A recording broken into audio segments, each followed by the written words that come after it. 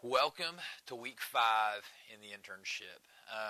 Just so you know, I'm kind of beginning to put these things in order. The talks and the different topics that we're covering based upon what's happening. And so, we just came off of VBS, so it was a good time to talk about events. Last week, we also wanted to get something planned before the end of our time together. And so we needed some prep time for that, and so it just fit well. You know, this week we've got 3 more weeks left in the series that we're in before we make a major environment change. We're kind of settling into a rhythm now in kid life where every kind of 4 months, 3 to 4 months, we're switching environments and trying to do it in a way that will last, that we can change it up a little bit, but for the most part it stays the same for about 4 months. It seems to be a pace that we can kind of handle. And so the next big one, just to let you all know, is we're going Hollywood because this video is made in 2013. And so we're getting ready to hit a 4-week big screen series where we're going to be looking at certain movies and communicating spiritual truths from those movies. And then moving into a series called Entourage, which is all about friendship, which we'll hit right at the beginning of school. But it's also kind of got a Hollywood theme. And so, you know, for 12 weeks, our environments are going to be, we're going to take kid life to Hollywood. And so as we talk about environments, I want you all to be thinking about that and be ready to take back to your team some ideas of what you can do to create environments. But, you know, as we've been doing, it's kind of been our pattern, we're going to first just kind of talk about the concept of environments from the scriptures. And so, you know, get your Bibles out, open up to Exodus 25. That's going to kind of be where we're starting from. And if you've got your journal out or something, the first thing you're going to want to write down is this: environments matter. Okay? What we do with our environments, it's important and it matters to God. And we know this because environments have mattered to Him. He's spoken into environments. For instance, if you're at Exodus 25, let's take a look at the tabernacle, okay? Because the tabernacle was the place during the Old Testament that God set up for His people to meet with Him. He established it with Moses at the beginning of His relationship with the nation of Israel. Right after the Exodus, right after God gives Moses the 10 Commandments, He gives him plans for the tabernacle. And I just want to take a quick look at a couple of those items because I think it gets us an idea of why environments matter and just about the fact that they do matter to God. I always suggest if you're going to look at like Old Testament buildings or when Solomon built his temple or, you know, the tabernacle or different things about that, use the New Living Translation. And here's why. Because the New Living Translation goes ahead and converts all those units. So there's no cubits in the New Living Translation. Even though that's the way it was given by God because that was the measurement that was used at the time, it's given to us in modern units. So for instance, you know, when we talk about the tabernacle, I mean, God starts laying out very specifically what this thing is supposed to look like. So for instance, He talks about the Ark of the Covenant. And He says this in verse 10, "Have the people make an ark of acacia wood, a sacred chest, 45 inches long, 27 inches wide, and 27 inches high.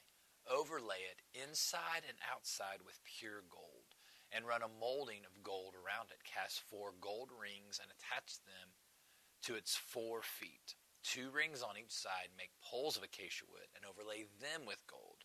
So you begin to get this idea that He's very specific. He details the size that this chest should be. He goes on to talk about the table. Look down in verse 23. He says, "Then make a table of acacia wood, 36 inches long, 18 inches wide, and 27 inches high. Overlay it with pure gold and run a gold molding around the edge." So again, He says there's this chest, and in this chest it's going to hold the covenant. It's going to hold the 10 Commandments, the covenant that I've established with you, and it's going to go everywhere you go. It's going to be placed in this tabernacle. Create a table, and on this table there's going to be the bread of my presence. the showbread, the bread that testifies that I am with you, that I will provide for you. And So we're going to put that on the table. He also says, here's some plans for a lampstand. Take a look at verse 31. Make a lampstand of pure hammered gold. Make the entire lampstand and its decorations of one piece. The base, center stem, lamp cups, buds, and petals. Make it with 6 branches going out from the center stem, 3 on each side. Each of the 6 branches will have 3 cups shaped like almond blossoms, complete with buds and petals. He goes on and he details exactly what he wants this lampstand to look like. Now here's the deal. So far we've got a chest that holds the covenant. Okay? We've got a table that they place bread upon, and they've got a lampstand. Now here's the deal. A lampstand doesn't work if it's in the light. I mean, you can kind of see the flame of a candle in the daylight, but that's not the environment that God had in mind. And so God goes on, and this is when it gets very, very specific. Because God begins to lay out how they're to build this building that is the tabernacle, that these items will go into. And it's kind of crazy because the first thing he talks about is he talks that he wants the animal skins on the outside. He wants the animal skins because they're thick, because they're durable, because the rain won't get in. And he wants them intricately woven together. He talks about the specific animals that he wants to be back. Okay, hold on a second, guys. My wife just double called. That means I take it no matter what. So I'll be right back. So again, we're now in Exodus 26. And God has told Moses to place animal skins on the outside of this tabernacle. Now, again, the animal skins kept them safe from rain and other type of environmental factors. It kept them insulated from temperatures, whether it got hot or cold. The animal skins kept it at a reasonable temperature. But then also one of the things that's crazy about the animal skins is that it kept them from the light. And so it kept light out so that no matter what time of day someone went into the tabernacle, it was always dark because it was covered by layer upon layer of animal skins. And then under the animal skins, he begins to specify this type of linen. And that these linens would be in blue and purple and scarlet. And so now, all of a sudden, you begin to see this environment that God had imagined and then communicated to Moses. Because it's always dark, so it's always lit by the lampstand. And these items that are in there are gold. And I don't know if you've ever seen gold or brass or copper when it's lit by fire, but the metal itself almost seems alive as the light dances and shines and reflects upon the metal. And so you've got this idea that God created this environment where when you walk in, you're just in awe because he got the best craftsmen that Israel had. And they made this intricate woven fabric that was in these beautiful colors lit by basically candlelight, lamplight. And then you had these gold items scattered throughout the room that would then reflect and play with the light. And you begin to see just how amazing and intricate this environment was that God created. But it doesn't stop there. Because from there, God, that's just the inner room covered by animal skins, covered by linen. And then he goes on to specify the courtyard. And see, inside the courtyard was lit more by natural light because it had an outside curtain and the inside tabernacle. But the courtyard was where you could hang out, and that's where the altar was. See, God, always knowing best, realized that it's best to put fire outside of the linen curtains that could easily catch on fire. God always knew his stuff. And so in the courtyard, you had the bronze altar where the sacrifices were actually made, and you had a place where people would gather. And that environment, think about it, it always smelled of burnt meat. Because, again, when a sacrifice was being made, it was very strong, but fabric naturally absorbs smells, so it always would have the smell of sacrifice. So when you came into the courtyard, you knew that it was a place of sacrifice. You knew that it was a place set apart by God, by what you saw and by what you smelled and by what you experienced. And so again, that's the power of the environment, and that's what the environment mattered to God. But then if you go on further and you move on to chapter 27,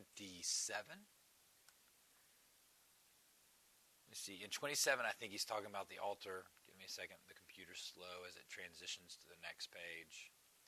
But in chapter 28, Moses begins to receive details about how the priests should be dressed. Because here's the deal about environments. Environments are not only the stuff. It's not only the outside limiters, walls, and curtains of a room, but the environment is also the people who are there. And so God details exactly how the priests should be dressed, with a turban and with linen garments and with an ephod and with all kinds of specific garments that they should wear. And so here's the deal. Here's the thing that I want you to see from this quick run through the tabernacle, is that environments matter. God created an environment where Israel would meet with him. He had a plan for worship that extended beyond the service, and that's in quotes. It wasn't just what happened on the stage or what happened in front. God's plan for worship started at the front door, and it included everything they experienced from the moment they walked into the environment. It was that important to God. So the thing that we need to realize, whether we're talking about ministry with kids or whether we're talking about ministry with adults, whatever it is, we need to understand that environments matter and that we should think about people's experience with our ministry from their first experience, from the front door forward. And one of the things that's cool about New Life Church is in Big Life, they're awesome at this. They think through proactively what the experience is like for a person from the moment they pull their car into the parking lot and through. And so we would be amiss if we chose to do anything less in Kid Life than to think about a kid's experience from the moment they enter our environment and what their experience is like. So here's the deal. Environments matter. Now here's the deal. Something else you want to write down. The second one is this. Environments set the emotional tone. Okay, again, environments set the emotional tone. They are the thermostat of what someone feels like when they come into an environment. So just to give you an idea again of the tabernacle, this story that I'm about ready to tell you, it involves the temple and not the tabernacle, but the environment was the same. It was shut out from light. It was lit by lamplight. It was a closed off area that was gold. I mean, at this point in the game, this was the second temple, and so the walls were actually cedar planks covered with gold. So now it was not only the items that were gold, but now the entire room was gold. And at this point in the game, the Holy of Holies, the place where the Ark of the Covenant was available and could be seen, was only accessible by the high priest, and he could only enter in that place once a year. And the story is of Jesus' uncle, Zechariah, because he was the high priest at the time, and it was his duty to go in and to offer sacrifices. But here, I just want you to capture the emotional tone. He was dressed in priestly garbs. Around his ankles, he had jingle-jangly things so that they could hear if he was moving. And then also on his ankle, they tied a rope. Because here's the deal. If the jingle-jangle stopped, then they had to pull his dead body out of the Holy of Holies. All right? Are you seeing the emotional tone that environment set? That is the way that they viewed God, and it was expressed by the environment that they set up. Do you see that? How the environment, how the room, how what was in the room, what was not in the room, how the people were dressed, how they approached the room. Do you see how that set the emotional tone? Now, here's the deal. Be careful, you might die. That's not really the emotional tone we're shooting for in Kid Life. In Kid Life, one of our stated core values is fun. And so that should be the emotional tone that our environment communicate. Okay, that is the emotional tone that we should be going for. Another emotional tone that we're looking for is surprise. You never know what's going to happen. Another one, the emotional tone is I get to do that. Whatever we create, we need to make as much as we can interactive and something that the kids get to do because, man, at that age, it's all about what you get to do, not about what you see, not about what it looks like, but about what you get to do. And so we need to purposefully think about what the emotional tone that we want to set in kid life is going to be about. It's got to be fun. It's got to be exciting. It's got to change, and there's got to be surprises about it so that the kids will figure it out. Environments matter. They're important to God, so they need to be important to us. We need to think through environments, make them important.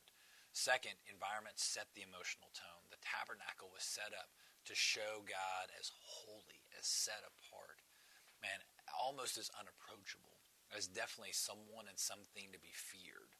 And so he purposefully set up the tabernacle in that way. That is not the covenant we're under anymore, and also that's not the tone we're going to set in kid life.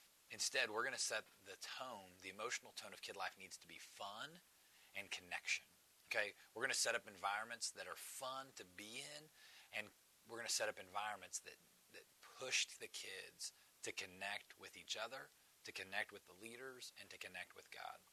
So again, environments matter. Environments set the emotional tone. The third thing that we need to understand is this. Environments communicate truth. In Hebrews 9, you can flip there and look later, but Hebrews chapter 9, all of a sudden, God, now in the new covenant, points back to the tabernacle of the old covenant and begins to unveil and unwrap, man, just the truth that is found in that environment. He talks about, man, just the meaning of the high priest, the meaning of the altar, the meaning of the ark, the meaning of the table of showbread. And all of a sudden, you begin to see that the tabernacle was not just an environment that was meant to set an emotional tone in the Old Testament, but it was also an environment that was meant to teach us about who God is for all time. Because environments not only set the emotional tone, environments also communicate truth. God was setting up the environment to communicate his character and his plan. And so as we think about the environments of kid life, we also want to do it in such a way that it communicates truth. Now, there's some low-hanging fruit and some easy ways to do that. For instance, scripture posters. If there is a scripture that makes that is rehashed lesson after lesson after lesson during a series, chances are we might want to display that prominently so that the kids see it often, so that it's communicated that it's important. Also, illustrations of the Bible stories could be out there. Object lessons, if there's an object lesson that we're using to communicate truth throughout, man, we might want to have that thing front and center and out and part of our environment so the kids see it again and again during a series. You see, we can build an environment not only that sets the emotional tone, but that also helps us to drive the truth of God deep into the spirit of these kids. Because environments communicate truth. So they set the emotional tone, they communicate truth. But here's something else about environments. They leave a lasting impression. Environments naturally leave a lasting impression. Okay, think about, man, just someplace you went to that when you walked into it, your head was on a swivel because you saw everything, because you were amazed at what you saw. Now, I don't know what it is for you. I've been to a number of places like that. There's a mission in San Francisco that has an old section and a new section, and both those sections, man, were just marvelous to look at. When I was in there, I was just overwhelmed by their different types of beauty. The Bellagio Hotel in Las Vegas. Honestly, when I've walked in there, and I've gone 2 or 3 times now, when I walk into that place, I am amazed at its beauty. I mean, it is just one of the most beautiful places that I've ever seen. But again, you can think when you think of amazing environments, the place that you're probably thinking of, you can probably describe it in intricate detail. Because again, environments leave a lasting impression. It's just naturally the way we're wired that when we walk into an environment that strikes us, an environment that engages us, an environment that is what we need or want at the moment, it just sticks with us. And it's the same way with these kids. When they walk into our environment, when they come into kid life, if we hit a home run, man, we can see it on their faces that they want to come back, that they will remember it, that they will tell their parents about it, that they will tell their friends about it, because environments leave a lasting impression.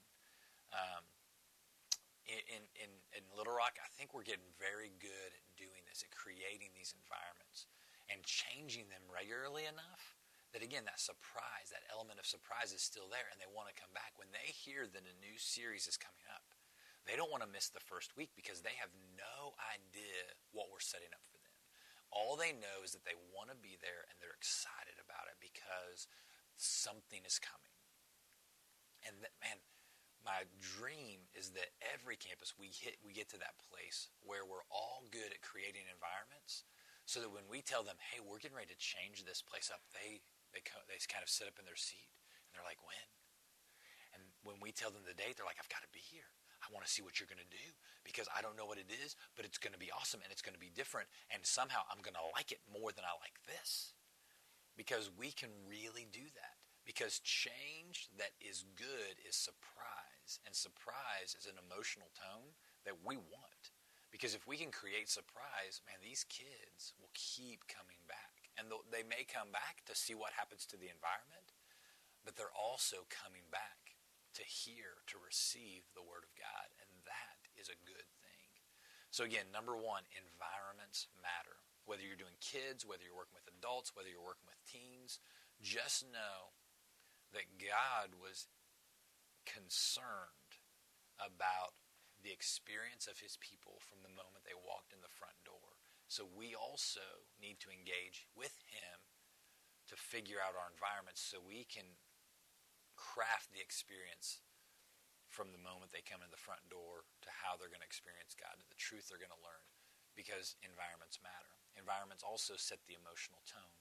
In kid life, fun, surprise, and connection. That's what we're going for as far as the emotional tone of the environment. Environments also communicate truth. Honestly, for me, this is where I need to grow. I need to get better at thinking proactively about, okay, this is the truth that we're trying to communicate in this series in the next 4 months. How can I best craft my environment to help me drive this truth deep into the hearts of kids? And then finally, environments leave a lasting impression. If we nail it, if we hit a home run, it'll be one more reason that these kids have to be at Kid Life each week, especially when we change the environments, because they will want to see what's coming next. Okay? So that's kind of the philosophical, the biblical idea behind environments. I'm going to check off now, and then here in just a little bit, I'll put on the second video. That'll be all about practically how do we think through, how do we plan, how do we prepare to change environments. And I think it'll be a fun conversation.